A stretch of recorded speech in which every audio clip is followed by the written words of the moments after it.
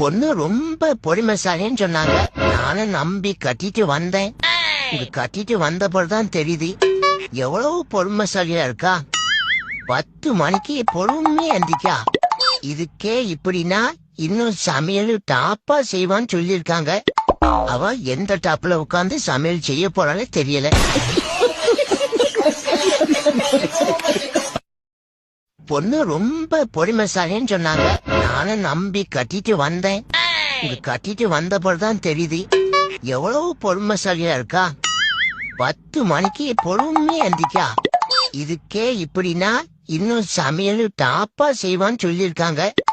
அவ எந்த டாப்ல உட்கார்ந்து சமையல் செய்ய போறாலே தெரியல.